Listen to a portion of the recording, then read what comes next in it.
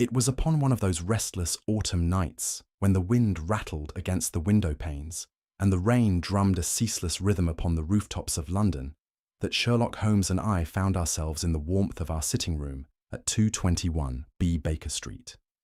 The fire burned low, casting flickering shadows against the bookshelves, and the air was thick with the scent of Holmes's tobacco, curling in spectral whirls toward the ceiling.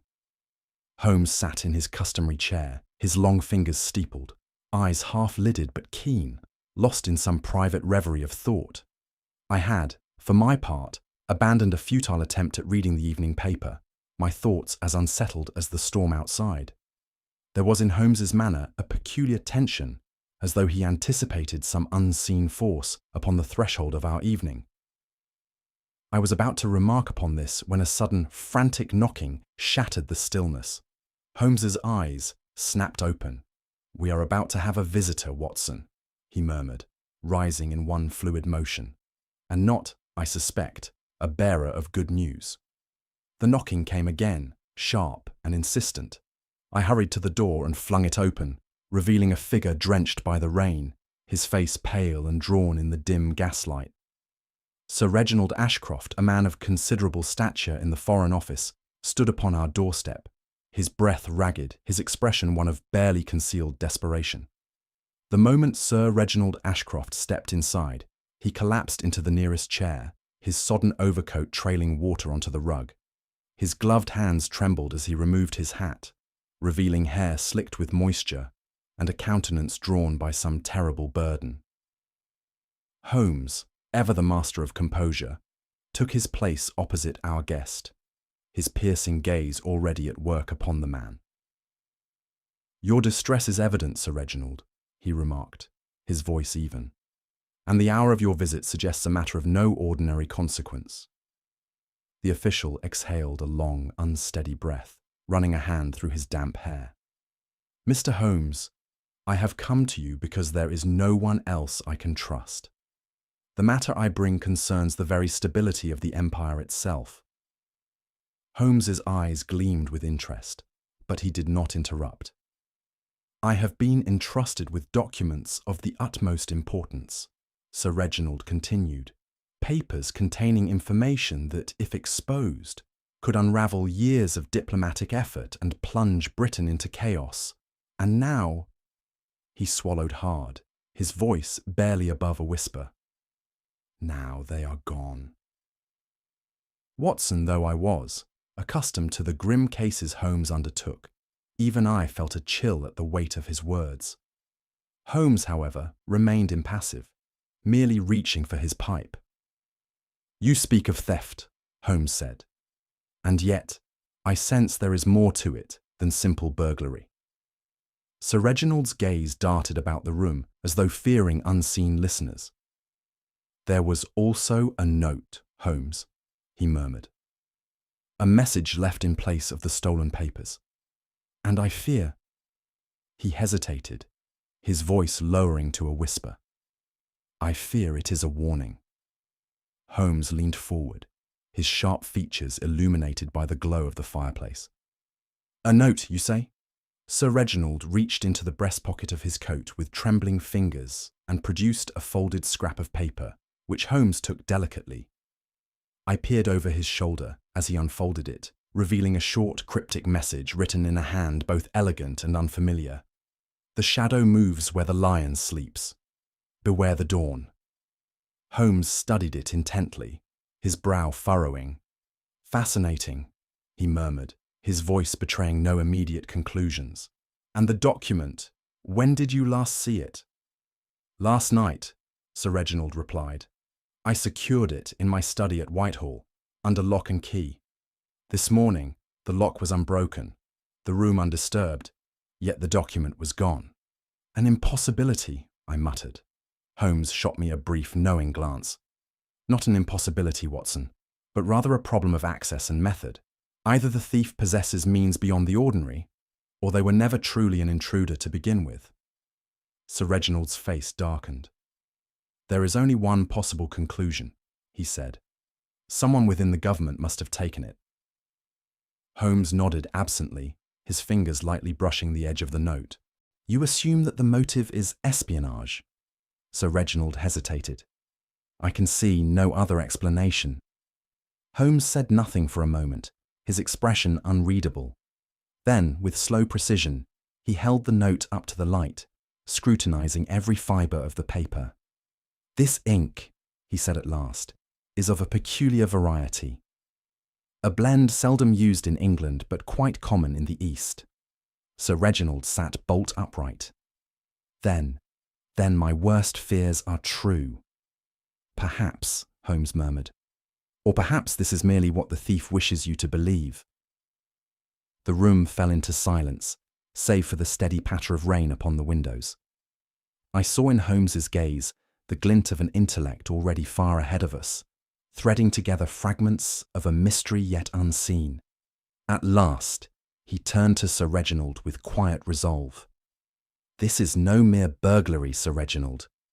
This is a game played by those who rule from the shadows. And if I am to play, I must know every detail you have withheld from me. Sir Reginald's face paled. I have told you all I know. Holmes's sharp gaze cut through the denial like a knife. No, Sir Reginald, he said, his voice dangerously soft. You have told me all that you wish me to know. Now, if you truly desire my assistance, you will tell me everything. Sir Reginald hesitated only a moment longer before his shoulders slumped, and with a weary sigh he began to speak. Holmes turned the note over in his fingers, his keen eyes absorbing every detail. The paper was of fine stock, its edges neatly cut, save for a faint smudge at the corner. The ink, though dark, bore a subtle sheen under the gaslight, uncommon, save for compositions laced with exotic resins. Fascinating, Holmes murmured, holding the note closer. This is not the careless scrawl of a common burglar. This was placed with deliberation, meant to be found. Sir Reginald leaned forward, his breath unsteady. Then you believe it is a warning? Holmes tapped the parchment against his fingertips. A warning? Perhaps. A message. Most certainly. Observe, Watson, the phrasing. The shadow moves where the lion sleeps. Beware the dawn. Does that not strike you as a deliberate metaphor? I read the words again. The lion, surely a reference to Britain. Precisely. And the shadow. His gaze flickered toward Sir Reginald. A force unseen, moving within our very halls of power. Sir Reginald stiffened. But who? That, Sir Reginald, is the question before us. Someone has gone to great lengths to retrieve this document without detection. And yet, they leave behind an ominous clue. No, this is no ordinary act of theft. It is a maneuver in a far greater game. Holmes laid the note upon the table. A game, I suspect, that has already claimed its first move. Holmes shifted in his chair, his gaze sweeping over Sir Reginald with the same meticulous scrutiny he afforded to crime scenes. You are uneasy, Sir Reginald, not merely due to the theft, but something more. I see it in the tremor of your hands, the slight hesitation in your words. Sir Reginald recoiled. I assure you. Holmes raised a hand. Your assurances are of little consequence to the ink upon your fingers. You have handled documents recently, perhaps ones of great sensitivity. Sir Reginald's lips parted, but he hesitated.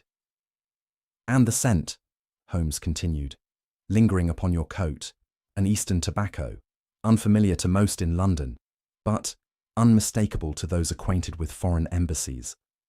A shadow passed over Sir Reginald's face. Mr. Holmes, I fear I may be in graver danger than I first believed. Holmes inclined his head. Yes, Sir Reginald, I rather think you are. Sir Reginald exhaled slowly, his composure eroding. Then you will assist me, Mr. Holmes. Holmes took a final glance at the cryptic note before placing it carefully upon the table. I shall take the case, Sir Reginald, but I offer you this warning.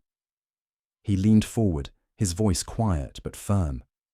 Secrets of this magnitude are never stolen without consequence. Those who seek to possess them seldom leave loose ends. Sir Reginald swallowed hard. You believe my life is at risk? Holmes retrieved his pipe, lighting it with deliberate ease.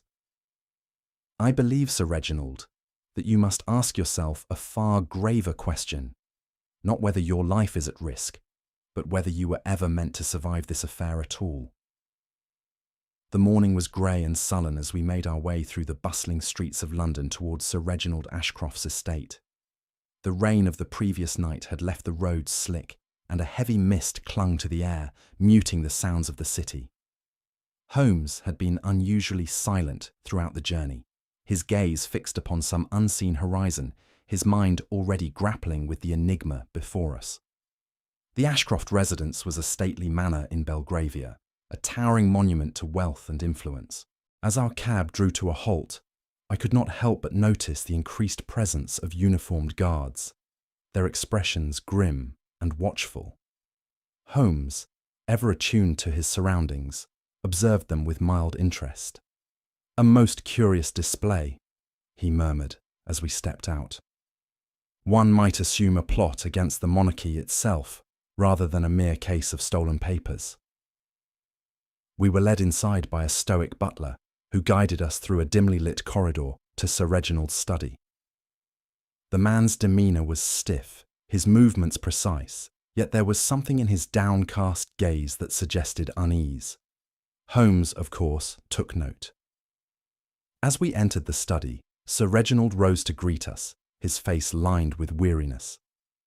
"Mr. Holmes, Dr. Watson," he said, his voice heavy with concern. "I trust you will make sense of this madness." Holmes inclined his head. "Madness, Sir Reginald, is simply order yet to be deciphered. Let us begin." The study was immaculate, with its polished oak furniture and towering shelves of leather-bound volumes. A large mahogany desk stood at the centre, the surface disturbingly bare save for a few scattered papers. Holmes moved forward with unhurried precision, his sharp gaze sweeping the room. "You are certain," he said, turning to Sir Reginald, "that this room remained locked throughout the night?" "Absolutely," Sir Reginald affirmed. "I secured the document in this very desk before retiring. This morning, I found the drawer locked as I had left it, yet the paper was gone." Holmes raised an eyebrow. No sign of forced entry, no broken locks, none whatsoever. I examined the desk myself, confirming Sir Reginald's claim. The lock was intact, its mechanism showing no tampering. It was as though the document had simply vanished. "A locked room puzzle," I mused. Holmes nodded. "Indeed, but a trick is only as effective as the magician performing it."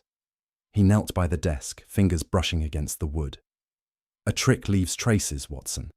We need only look closely enough."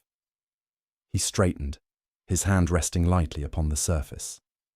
This theft was not conducted in haste. The culprit had both knowledge of the document's location and confidence in their method of retrieval. Which means, Sir Reginald, that your thief is not an intruder, but someone who belongs within these walls. Sir Reginald paled. "You mean someone inside this house?" Holmes confirmed, his voice like a blade. "Now, let us see what they left behind." Holmes moved about the study with the grace of a man utterly at ease in his element. His eyes flitted over the space, his hands hovering over surfaces as though he could extract the truth from the very air. "The ordinary eye perceives disorder," he murmured. "The trained eye sees design." I watched as he knelt beside the window, his fingers lightly tracing the wooden sill. "Do you notice anything, Watson?" I leaned in, but saw only dust. "Nothing remarkable." Holmes smiled faintly. "Quite so. And yet, here," he pointed to a barely perceptible mark, "a speck of ash. Not from a domestic fire, mind you, but cigar ash.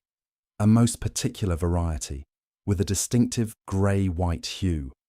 Would you care to guess where such tobacco is commonly found?" I frowned. "The East?" Holmes nodded. "Precisely. And we must ask, why should the presence of such a thing be notable in Sir Reginald's private study?" Sir Reginald himself seemed at a loss. "I do not smoke cigars, nor do my servants. Holmes turned sharply. Then we must conclude that someone stood at this window last night, cigar in hand, observing your home. And that same individual, I wager, is tied to the theft of your missing document. He rose and moved to the desk once more, crouching beside it. And here, Watson, observe this scratch upon the floorboards, faint but deliberate. Something heavy was moved, and recently. I saw it now, a subtle but distinct groove in the polished wood.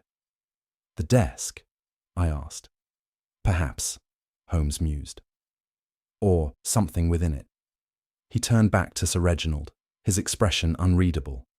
Tell me, was there anything else within this drawer, something you may not have considered relevant? Sir Reginald hesitated. There was a small compartment at the back. I never used it myself, but it was there. Holmes's eyes gleamed. Then, my dear Watson, I believe we have found our stage, but the players remain unseen. We must next examine the cast. Holmes straightened from his examination of the floor and turned to Sir Reginald. We must speak with your household, particularly those who had access to this room last night. Sir Reginald hesitated, but rang for his butler, a tall and spare gentleman with sharp features and an air of quiet efficiency. He introduced himself as Mr. Hollins, having been in Sir Reginald's service for over 20 years. Holmes wasted no time. Mr. Hollins, were you on duty last evening? Yes, sir, Hollins replied. I was the last to retire, having secured the doors and ensured that all was in order for the night. And did you observe anything unusual? The butler hesitated, glancing at Sir Reginald before answering. There was something, sir. Just past midnight, I was extinguishing the lamps in the corridor when I happened to glance out the window. I saw a figure, tall, cloaked, standing just beyond the garden wall, watching the house. Holmes's gaze sharpened. Could you discern any features? No, sir. The mist was thick, and the figure remained in shadow. But I recall something peculiar. When the church bells struck the quarter hour, the figure moved quickly away, disappearing into the night. Holmes nodded. And yet, the document was stolen without disturbance. Curious, is it not, Watson? It suggests the figure was there to observe, not to act, I replied. Precisely. Which means, Holmes murmured, our true culprit may already be within these walls. Holmes turned next to Miss Edith Hargrove, Sir Reginald's personal secretary, a woman of neat attire and composed manner, yet whose fingers twisted nervously in the folds of her dress as she spoke. You were the last to check the documents, I presume? Holmes inquired. Yes, Mr. Holmes, she said, her voice precise. At 6:30 yesterday evening, I placed them in the drawer and locked it myself. And were they undisturbed when you departed? Absolutely, she said firmly. I would swear to it. Holmes regarded her for a moment. Did anyone else enter the study after you? Miss Hargrove hesitated. Only Mrs. Keene, the housemaid. She came to tidy the room before dinner. Holmes gestured for Mrs. Keene, a middle-aged woman with a round face and a nervous demeanour, to step forward. Tell me, what did you observe? Begging your pardon, sir, she said, wringing her hands. But the drawer was ajar when I came in. Holmes raised a brow. Ajar? Yes, sir. Only slightly, but it was enough to notice. Miss Hargrove gasped. That is impossible. I locked it myself. Holmes steepled his fingers. Then either Mrs. Keene is mistaken, or someone tampered with the drawer after you left. Sir Reginald's face darkened, which means the thief had access to the study long before the crime was discovered. Indeed, Holmes mused, and I believe I know where to look for further answers. Holmes stepped back toward the desk, his fingers trailing along its polished surface. Sir Reginald, you mentioned a small compartment within the drawer. May I? Sir Reginald, looking perplexed, nodded. Holmes knelt beside the desk, tracing his hands along its interior.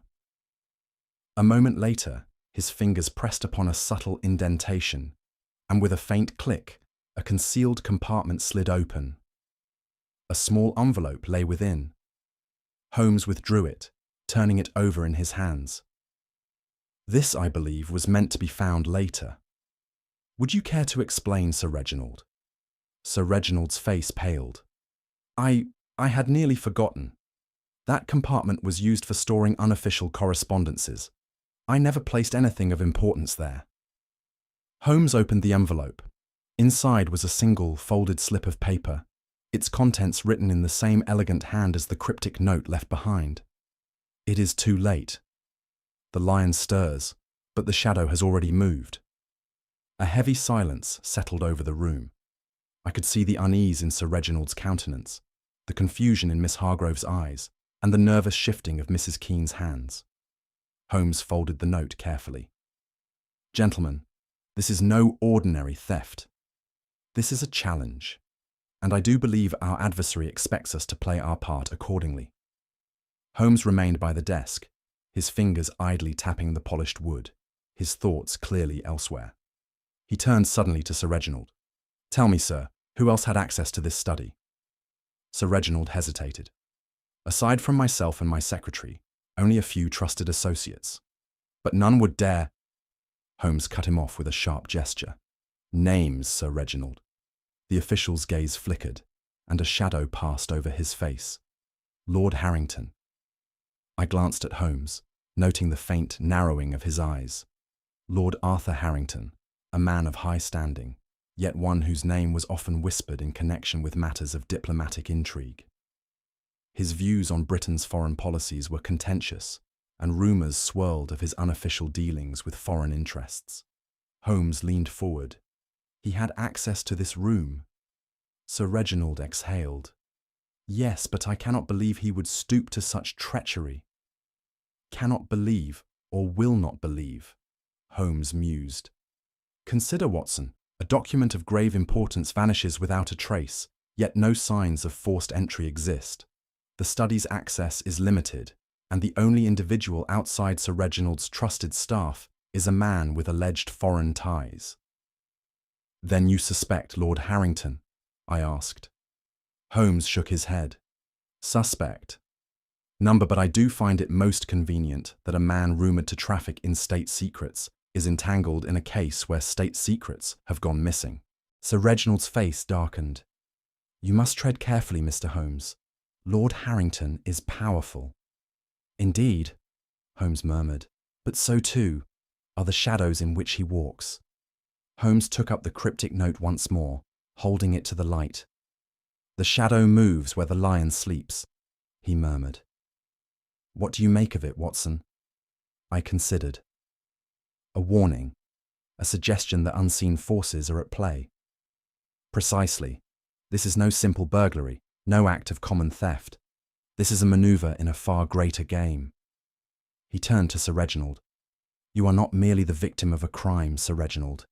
You are a player in an intrigue that reaches beyond your office, beyond Whitehall itself. The question is not who stole the document, but whose hands now guide its fate. I saw Sir Reginald swallow hard. Holmes folded the note carefully and placed it within his pocket. Come, Watson. We have a visit to make.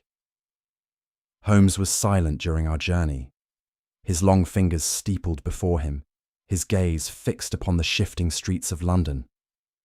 I had seen him in such moods before, his mind turning like the inner mechanisms of some finely wrought instrument, measuring unseen calculations against the world before him.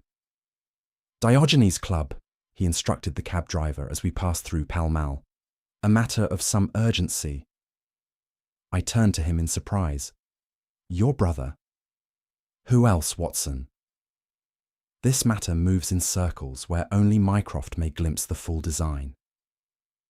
Within minutes, we stood before the Diogenes Club, that most peculiar of institutions, a place where conversation was discouraged, silence reigned, and men of influence met not for social discourse, but for the quiet observation of empire. A discreet nod to the attendant was all that was required to grant us entry, for Sherlock Holmes was no stranger here. We moved past the reading room, where figures sat in contemplative solitude, and into a private chamber where Mycroft Holmes, larger broader and infinitely more inscrutable than his younger brother, sat in his customary armchair.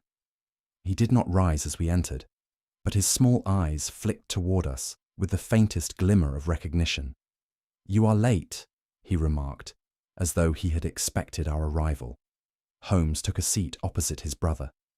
"Then you are already aware of the matter." Mycroft exhaled, tapping a finger upon the armrest. "I have been aware of it since the moment it ceased being a matter of national secrecy and became one of public interest. And I can assure you, Sherlock, this is no ordinary theft. This is a crisis." Holmes regarded his brother with keen interest. "You speak as if the document's contents are of exceptional gravity." Mycroft leaned forward slightly, lowering his voice. "This is beyond mere political scandal. The stolen document was a covert agreement, an accord between Britain and an Eastern power, whose name I need not mention. It is an agreement so delicate, so carefully constructed, that its revelation would do more than shatter a few reputations." "It could destabilize governments," I interjected. Mycroft's eyes flickered toward me, as though weighing how much I ought to know. "Precisely, Doctor. Watson, if this document were to fall into the hands of foreign agents, it would not be war that follows, but something far worse, a shift in alliances, a disintegration of the balance that keeps Britain secure." Holmes nodded thoughtfully. "And yet, the thief left a message behind, a cryptic warning, almost an invitation to pursue them." "Because they do not intend to sell the document outright," Mycroft said grimly. "They intend to use it." A silence stretched between the three of us. Even my practiced medical mind, accustomed to dissecting grim possibilities, reeled at the implications. "You suspect a foreign intelligence operation?" Holmes asked. Mycroft hesitated. "It is possible, but unlikely. This was not a crude act of espionage. The manner of the theft, the absence of force, it suggests a far more calculated hand." He exhaled slowly. "Sherlock, I fear the thief is not an agent of a foreign power, but someone within our own ranks." Holmes's fingers drummed lightly against his knee. "Then we are no longer searching for a mere criminal." "No," Mycroft said, his expression grave. "You are searching for a traitor." Holmes sat in silence for a moment, his fingertips pressed together, his gaze fixed upon some unseen point beyond the walls of the Diogenes Club. At last, he exhaled. "This theft was not an act of mere financial desperation," he said. "A common burglar, however skilled, would not risk such a high-profile crime merely for monetary gain. No, Watson, this was an operation of precision, executed with the discipline of a professional intelligence network." I frowned. "You mean to say that the document was stolen not to be sold, but to be used strategically?" "Exactly," Holmes replied. "Consider the nature of the agreement. Covert negotiations between Britain and an Eastern power. Such a document would not fetch its highest value in the black markets of Paris or Vienna, but in the diplomatic halls of our adversaries, where it could be wielded like a dagger against the heart of the empire." Mycroft gave a slight nod of approval. "Then your course of action is clear." Holmes smiled faintly. "Indeed. If we are to uncover the culprit, we must look not for a thief, but for an agent, someone who moves not for personal enrichment, but for the interests of another power." "And you have a suspect in mind?" I asked. Holmes reached into his pocket and retrieved the cryptic note left in Sir Reginald's study. This message was left deliberately. It was not meant to mislead, but to provoke a response. And if my instincts are correct, there is one man in London whose involvement cannot be overlooked. He folded the note carefully and rose to his feet. "Come, Watson, we pay a visit to Lord Harrington." Lord Arthur Harrington had long been a controversial figure in political circles, a man whose sympathies toward foreign governments were whispered about but never proven. As our cab rattled through the mist-laden streets of Mayfair, I could not help but share in Holmes's growing urgency. When we arrived at Harrington's residence, a grand townhouse with heavy drapes drawn across its windows, I expected our arrival to be met with some resistance. Instead, we were greeted not by a butler, but by a detective sergeant of Scotland Yard, his expression grim. "Dr. Watson," he greeted me with familiarity before turning his gaze to Holmes. "You're here about Lord Harrington, I take it." Holmes did not waste time on pleasantries.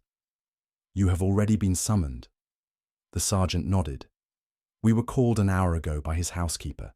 She arrived this morning to find the house in a state of upheaval. His study was ransacked, drawers forced open, papers strewn across the floor. But of Lord Harrington himself, there is no trace." Holmes stepped past him into the hallway. A forced entry. The sergeant hesitated. "That's the strange part. No signs of a break-in. The doors were locked from within, no windows forced." Holmes turned to me. "Watson, do you recall Sir Reginald's study? The missing document, yet no tampered locks. And now another room, disturbed yet sealed from within." I nodded slowly. "You believe this is connected?" Holmes crouched by the threshold of the study, his keen eyes scanning the disorder within. "Not merely connected, Watson. This is the next move in the same game, and I fear Lord Harrington may not have left of his own accord." The detective sergeant shifted uneasily. "Then you suspect foul play?" Holmes rose. "Foul play, without a doubt. But the question remains, was Lord Harrington taken, or did he flee?" Holmes stepped over the scattered papers, his keen eyes scanning the disorder with a detached precision. He moved toward the hearth, where the embers had long since faded, leaving behind only cold ash and charred remnants of what had once been written correspondence. He crouched, extending his hand into the soot-streaked grate.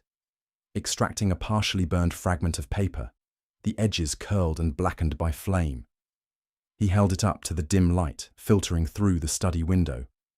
"Watson," he murmured, "do you observe the ink? The manner in which the fire has licked at the page, consuming its center, yet leaving its edges untouched?" I peered over his shoulder. "Yes, but what does it signify?" "That whoever sought to destroy this letter did so in great haste.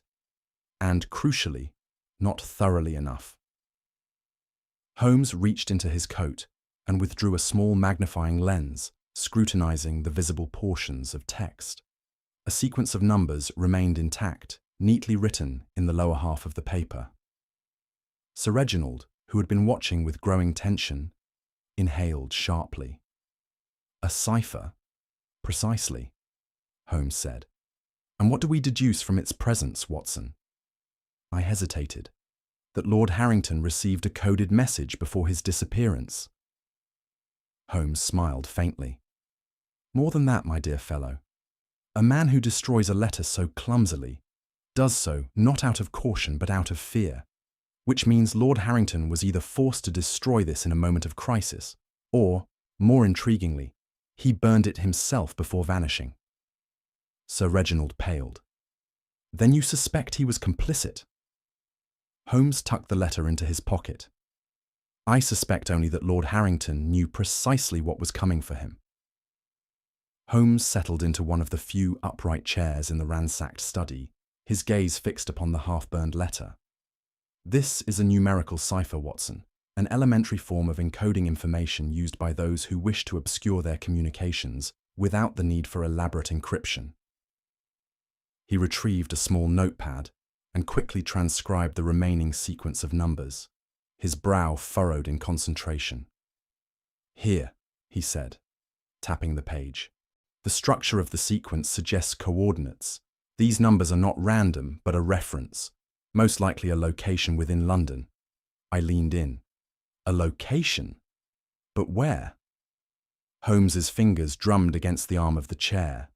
"Consider, Watson, if one wished to conduct a discreet transaction, far from the eyes of the law, where would one go?" The answer struck me almost immediately. "Limehouse." Holmes gave an approving nod. "Exactly. The Limehouse docks, where the Thames serves as both highway and escape route, and where men of every station and allegiance converge under the cover of night." Sir Reginald's expression darkened. "You believe the stolen document is changing hands there?" I believe, Holmes replied, rising, that if we do not act swiftly, it already has. He turned to me, his sharp gaze brimming with urgency. Watson, we have no time to lose. We must be at Limehouse before midnight. And with that, Holmes strode from the room, leaving me to follow, knowing all too well that the night ahead would bring us closer to both the truth and the unknown perils that awaited us in the shadows. Holmes and I arrived in Limehouse as the city's gas lamps flickered weakly in the damp, polluted air. It was a district of narrow alleys and treacherous dealings, where the docks bustled with the murmur of low voices, the clinking of cargo, and the occasional burst of drunken laughter. Here, languages of every nation intertwined, and men vanished as easily as the tide. Holmes had exchanged his usual attire for a worn seaman's coat and a cap pulled low over his brow, a transformation so complete that I might have overlooked him had I not known better. As for myself, I followed his lead, my military bearing concealed beneath a rougher guise. "Keep your wits about you, Watson," he murmured as we moved through the winding streets. "This is not a place where English law holds dominion." We made our way to a waterfront tavern, a dimly lit establishment known as the Red Anchor.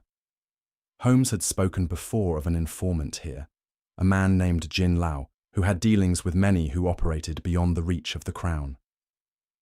Holmes signalled to the barkeep, who merely nodded toward a shadowed corner. There, a small, wiry man with sharp eyes sat with an untouched drink before him. "You come for whispers," Jin Lao said in a hushed voice, "but whispers have a price." Holmes slipped a coin across the table. "Then let us hope your price is reasonable." Jin Lao hesitated only a moment before muttering, "The men you seek, they trade under the docks tonight, but be warned, those who watch them do not live to tell of it." Holmes's lips curled into a faint smile. "Then it is fortunate that we do not intend merely to watch." Guided by Jin Lao's information, we navigated the labyrinthine alleys until we reached a concealed vantage point overlooking the docks. The waters lapped gently against the moored ships, and a thick fog rolled in from the river, shrouding the night in spectral silence. Holmes pressed a finger to his lips, and we crouched low behind a stack of wooden crates, peering into the gloom. Two cloaked figures emerged from the mist, their steps careful, deliberate. A third man approached, a foreigner by his dress, his posture rigid with expectation. A silent transaction took place. The first figure produced a small sealed envelope, which the foreign agent accepted with a curt nod. "There," I whispered. "The stolen document." Holmes held up a hand. "Patience, Watson." The foreigner slipped the envelope inside his coat and turned to leave. It was then that Holmes stiffened. "We are not alone," he murmured.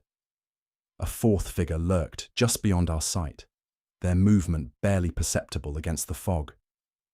The air seemed to tighten with the weight of unseen danger. Holmes exhaled slowly. Something is about to happen. And then, a single gunshot shattered the silence.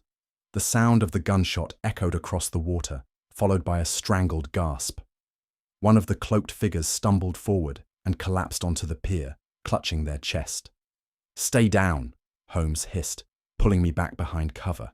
The foreign agent whirled in alarm, vanishing into the mist even as the assassin's shadow merged with the darkness. Footsteps pounded along the wooden planks. Then, silence. Holmes's expression was unreadable. The killer knew precisely whom to strike. I exhaled. "Then we have lost our best lead." Holmes shook his head. "On the contrary, Watson, we now have a body to examine, and bodies, unlike men, cannot lie."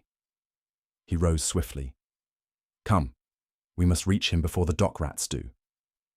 Holmes and I sprang from our hiding place, dashing across the mist-laden pier toward the fallen man.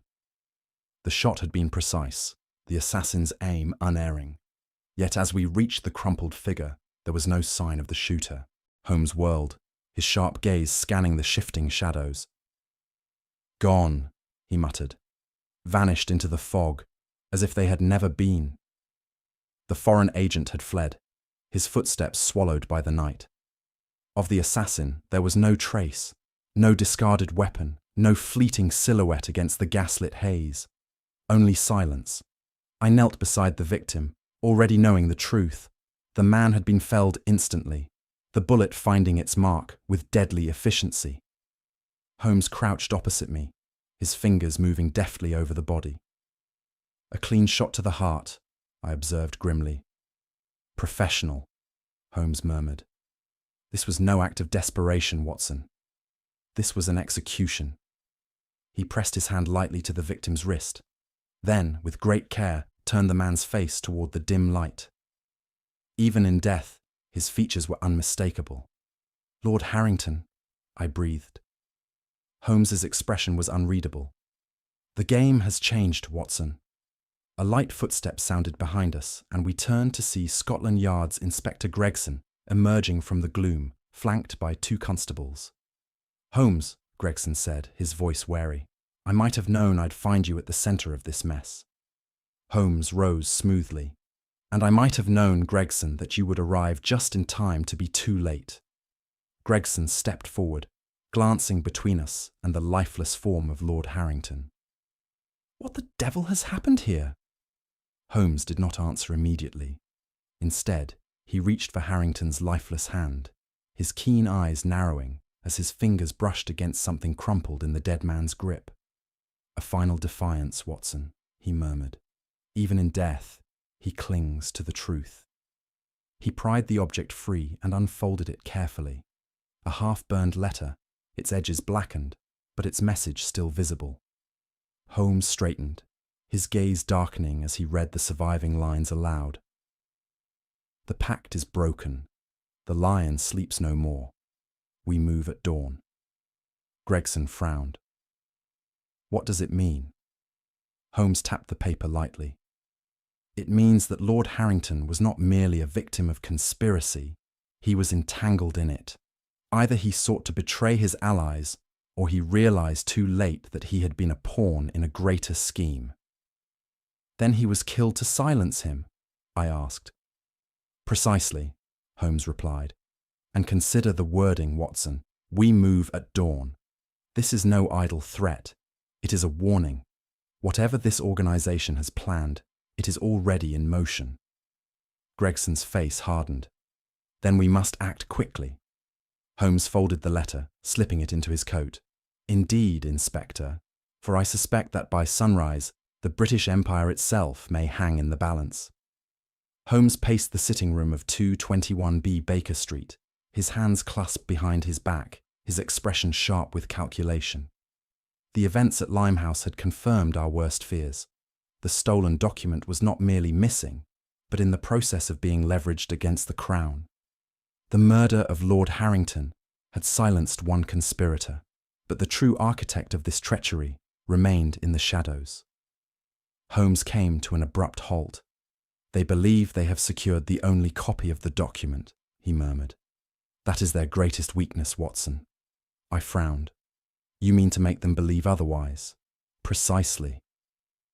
He reached for the day's edition of the Times, spread it before him, and with deliberate strokes of his pen, he drafted a letter to the editor, one designed to reach exactly the right ears.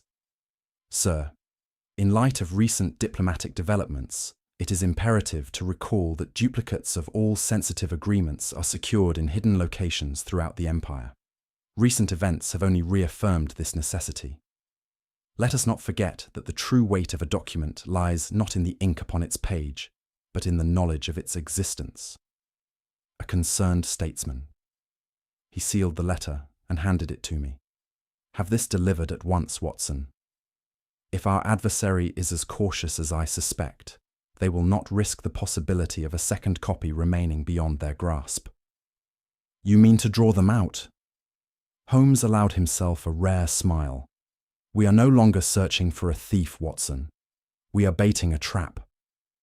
That evening, we took up our position near an unassuming townhouse in Kensington, a location Holmes had deliberately chosen for its credibility. If our deception worked, our adversary would believe a duplicate of the stolen document lay hidden within. Holmes had insisted upon absolute silence, and so we waited in the shadows, concealed within the alcove of an empty carriage house. The street was quiet, save for the occasional clip of hooves against cobblestone, the distant murmur of life beyond our secluded post. Hours passed. Midnight struck. Still, we remained motionless, listening, watching. Then, Holmes tensed beside me. A figure emerged from the darkness, moving with calculated precision. Dressed in a dark overcoat, the intruder paused at the townhouse steps, glancing furtively down the empty street before producing a set of lockpicks. Holmes exhaled slowly. "There you are," he whispered. With a practiced efficiency, the figure worked at the door. Within moments it creaked open and they slipped inside. Holmes turned to me. "Now, Watson, the game is truly afoot." The night stretched long and silent as Holmes and I remained in our concealed position, our breath slow and measured, our patience unwavering. The street beyond lay still, yet the weight of expectation pressed upon us. Then at last, a shadow detached itself from the darkness. The figure moved with deliberate care, pausing at the threshold of the townhouse before glancing swiftly about. Satisfied that the street remained deserted, the intruder produced a key, fitting it deftly into the lock. Holmes's hand closed lightly upon my arm. "Did you see that, Watson?" he whispered. Not a lockpick, but a key. Proof that our thief was no common criminal but someone with legitimate access. The door creaked open, and the figure slipped inside. Holmes was upon him in an instant, moving with a swiftness that took even me by surprise. There was a sharp gasp, a scuffle of boots against the wooden floor, and then a cry of alarm as Holmes drove the figure backward, pinning him against the wall. The gas lamp from the corridor spilled its light upon the intruder's face, and I started in recognition. "Miss Hargrove!" I exclaimed. Sir Reginald's demure and unassuming secretary, the very woman who had sworn ignorance of the theft, gazed at us with wide, startled eyes, her expression shifting between defiance and dread. Holmes straightened, his grip firm upon her wrist. "A most unwise decision, Miss Hargrove," he murmured. "You should have known that the hunter must always beware the trap." Miss Edith Hargrove let out a shaky breath, her composure slipping. "This is a mistake," she stammered. "I was merely—" "Retrieving a document you believed to be a duplicate," Holmes finished smoothly.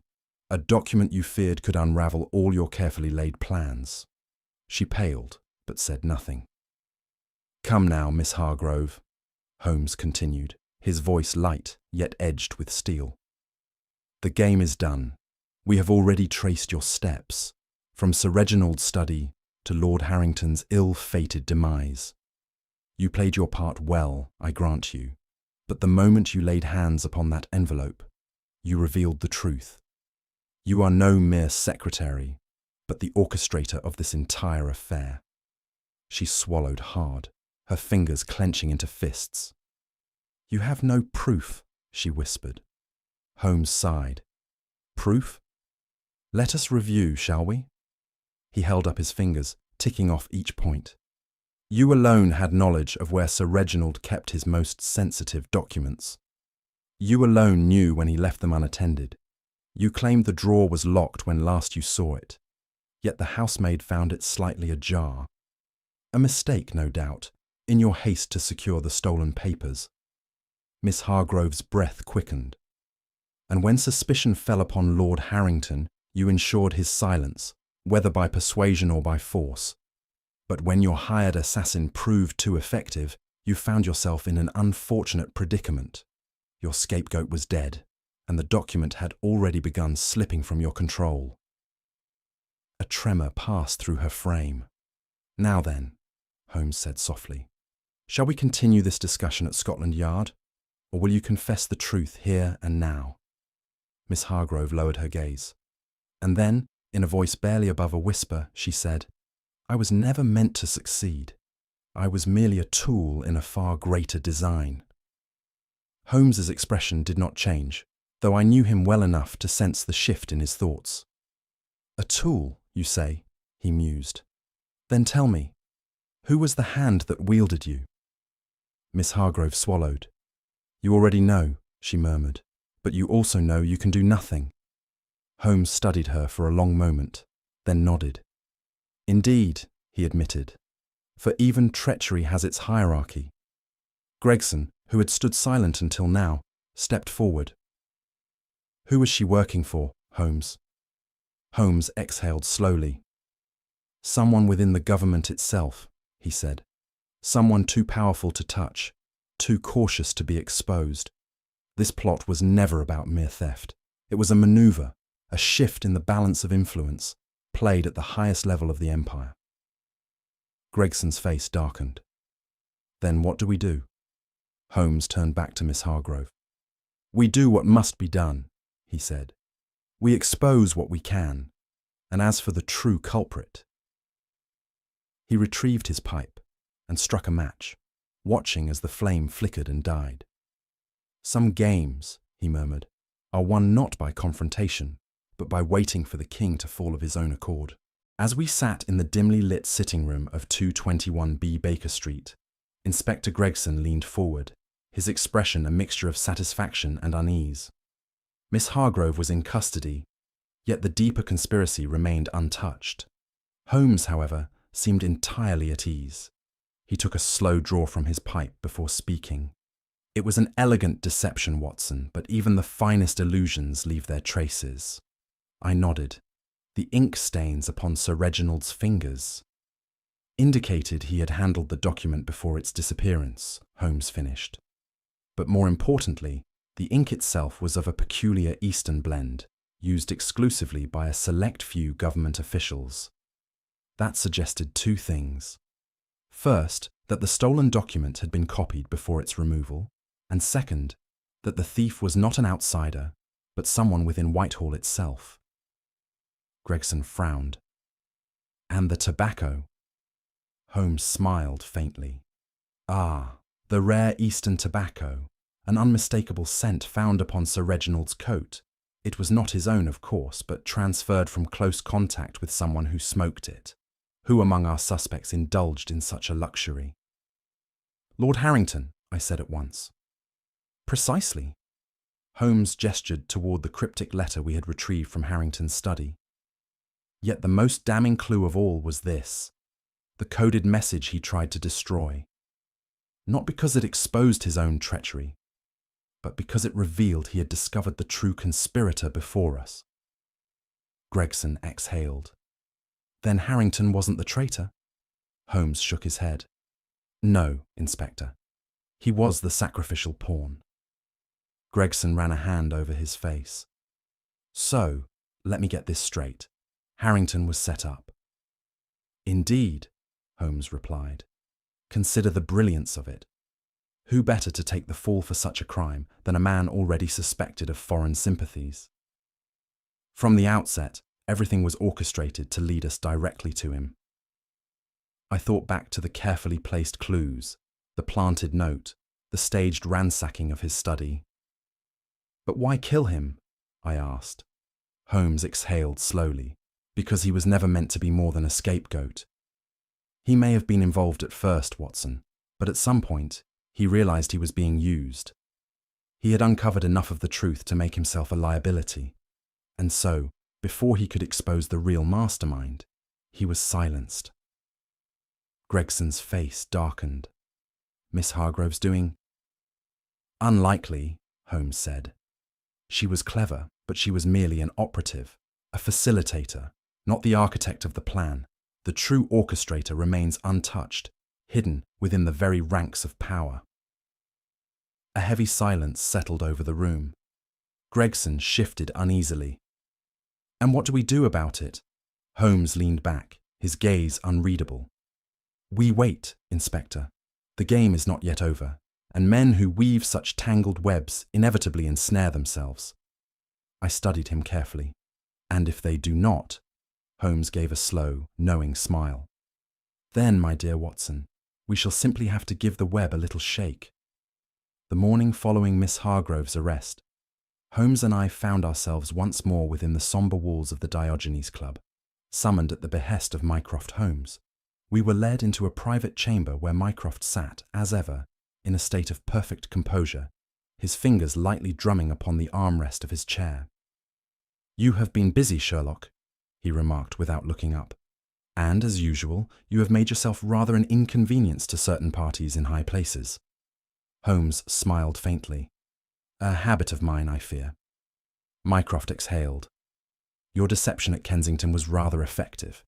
The bait was taken, the trap was sprung, and now, thanks to your timely interference, the stolen document has been recovered." I sat forward. "Then it did not leave England?" "No," Mycroft said. "The transaction was intercepted. The document is now back in the hands of those who will ensure it disappears permanently, as if it never existed at all." I turned to Holmes, expecting satisfaction, but I found only the faintest flicker of discontent in his expression. He took a slow breath before saying, "Then the matter is concluded?" "Officially?" "Yes." Mycroft's gaze sharpened. "And unofficially, Sherlock, I suggest you forget the name of the man who orchestrated it all." Holmes gave a short, mirthless chuckle. "A most convenient resolution, Mycroft, yet it leaves a rather bitter taste." His brother did not disagree. "We cannot always choose our victories, Sherlock. Sometimes we must accept the ones we are given." Holmes stood. "Then let us hope, brother, that one day the right man will be given his due." The trial of Miss Edith Hargrove was swift and decisive. She was sentenced for espionage and treason, a fate she met with cold resignation. I watched from the gallery as she was led from the courtroom, her expression unreadable, her fate sealed. As we stepped out into the crisp air of the London streets, I turned to Holmes. "And so, it is done." Holmes's gaze remained distant. "Is it?" he murmured. I frowned. "We have uncovered the theft, retrieved the document, and seen the culprit punished. What more can be done?"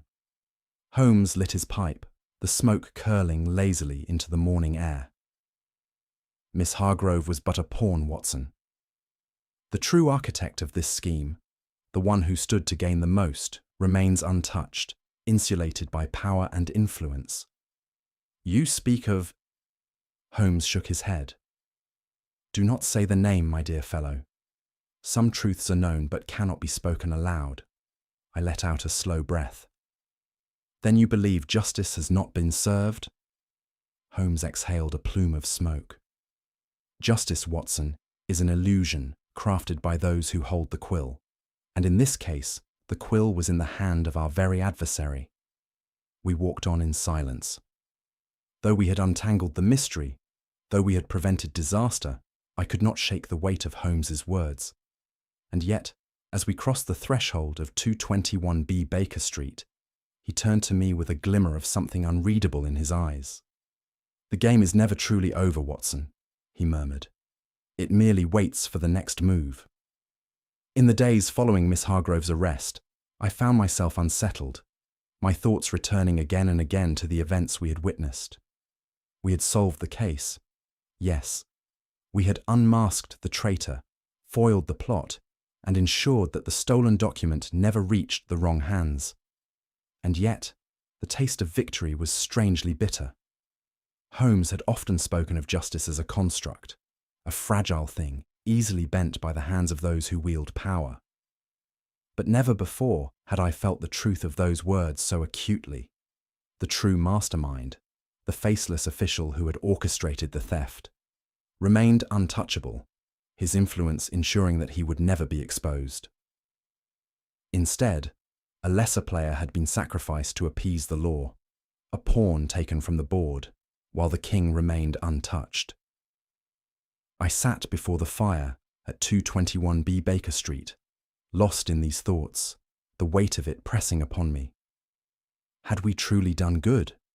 Or had we simply played our part in a game rigged from the very beginning? Holmes, who had been lounging in his chair, watching me with quiet amusement, finally spoke.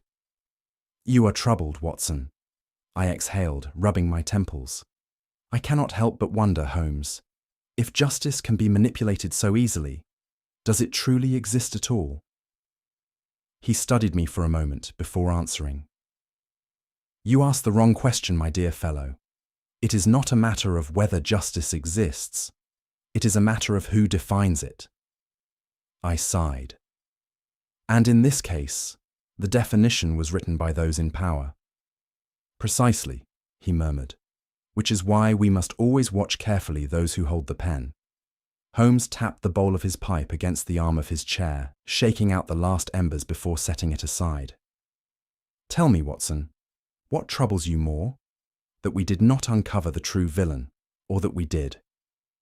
I hesitated, caught off guard by the question. I suppose it is the knowledge that we know who is truly responsible, and yet can do nothing about it. Holmes gave a faint smile. And therein lies the great frustration of our age, my dear fellow. The villains in the shadows are not always the most dangerous. It is those who stand in the light, shaping the world with a stroke of the pen, who are beyond our reach.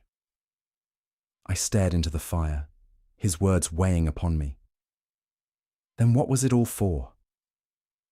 If the real mastermind escapes judgment, what have we truly achieved? Holmes leaned forward, his sharp gaze fixing upon mine.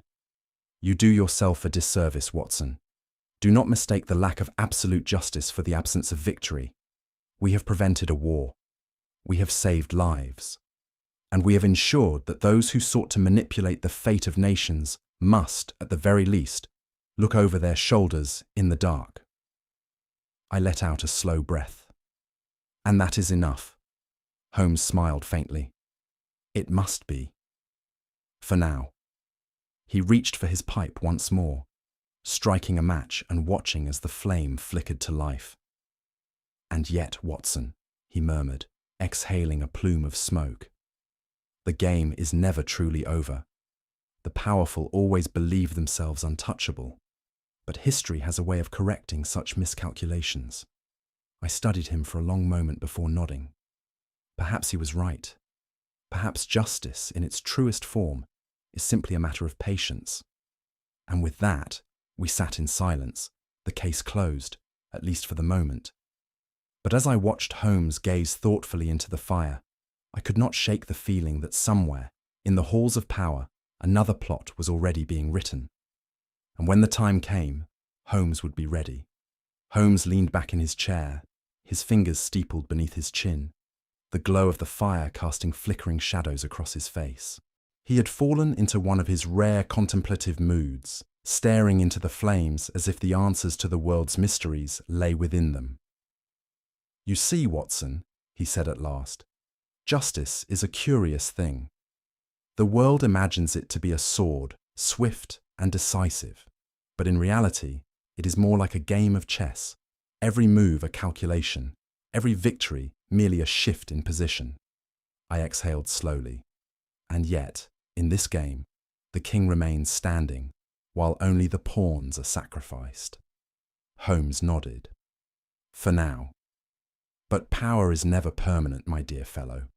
The most dangerous men in the world are not those who hide in the dark, but those who believe themselves untouchable, and history has a way of proving them wrong. I studied him carefully. Then you believe the true mastermind will one day be caught? Holmes's lips curled into the faintest of smiles. Oh, Watson, no man escapes the consequences of his own design. The question is simply whether those consequences will arrive in time for us to witness them. I let Holmes's words linger in the silence, turning them over in my mind.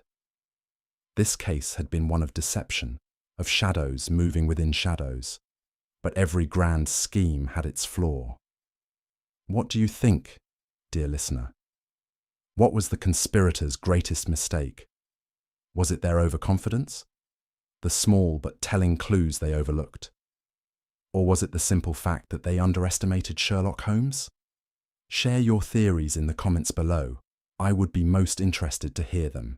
If you enjoyed unraveling this mystery with us, be sure to subscribe for more Sherlock Holmes investigations. Share this story with your fellow mystery lovers, and let us continue the pursuit of truth together. because, as Holmes himself would say, the game is never truly over.